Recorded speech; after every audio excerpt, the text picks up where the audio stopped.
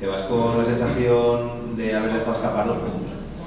Pues la verdad es que el viento yo creo que ha condicionado esa sensación de juego para los dos equipos, pero creo que en la segunda parte hemos hecho méritos suficientes como para habernos llevado al partido. Sí que la verdad es que al final nosotros hemos tenido que gestionar un poco la frustración que tenían los futbolistas porque estaban ahí y no entraba ese gol. Y la verdad es que yo creo que el Formentera ha hecho una buena primera parte, pero a pesar de tener el viento en contra, creo que nos hemos defendido bastante bien para la racha de viento que había y creo que en la segunda hemos hecho mucho para ganar el partido, la verdad.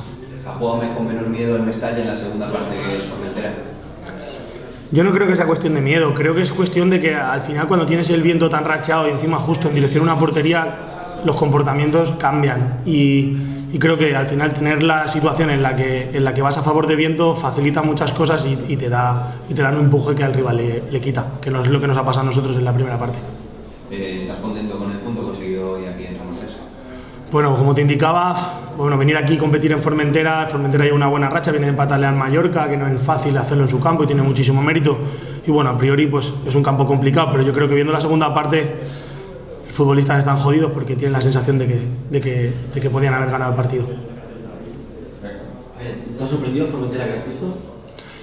La verdad es que sorprendernos, creo que nos vemos todos mucho y nos tenemos muy analizados y nos vemos bastante y sabíamos cómo iban a jugar y sabíamos lo que hacían bien. Pero bueno, creo que es un equipo que por propuesta de juego y por situación está en una situación complicada ahora mismo, pero creo que tiene muy buenas armas para salir ahí. Yo creo que tiene una buena propuesta a la hora de organizarse y de atacar sobre todo y bueno, sí que la verdad es que sorprende que vengas a este campo y la propuesta de juego sea intentar tener la pelota muchas veces cuando vas a otros campos y la propuesta es totalmente diferente.